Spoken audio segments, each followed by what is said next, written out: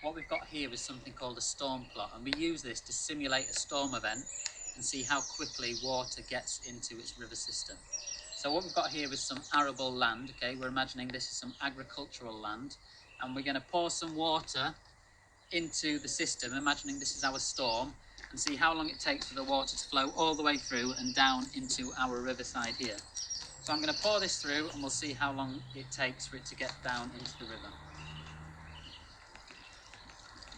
Okay, so we're imagining this is now a storm, okay? There's a big heavy rain event and this water is pouring all onto our arable land.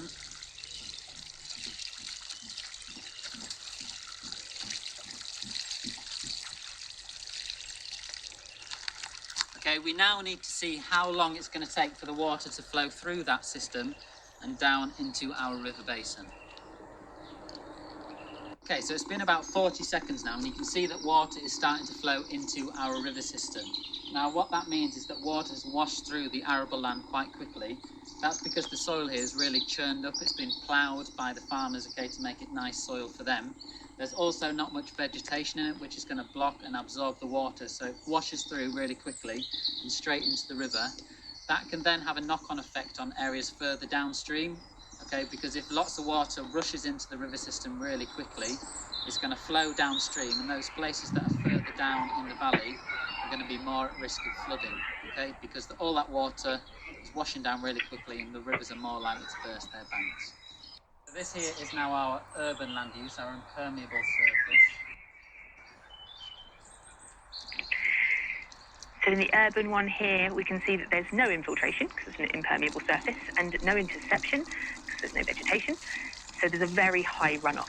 Obviously in the real world, we would see some evaporation here perhaps, but essentially it's getting quickly to the channel by this fast transfer surface runoff. So we'd see a short lag time on our hydrograph. This here is now our grassland or meadow land use.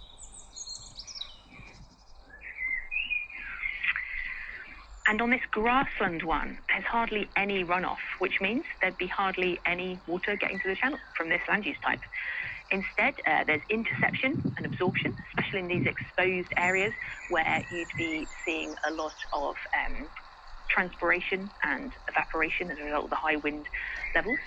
And there's more time for infiltration as well, because as the water runs down the surface, the flow is being attenuated or slowed down. So this would be a much slower version of that surface runoff. And instead, maybe infiltration might occur, bringing about that longer lag because the soil moisture store is now in play. And so there'd be less likely to see a significant flood of it.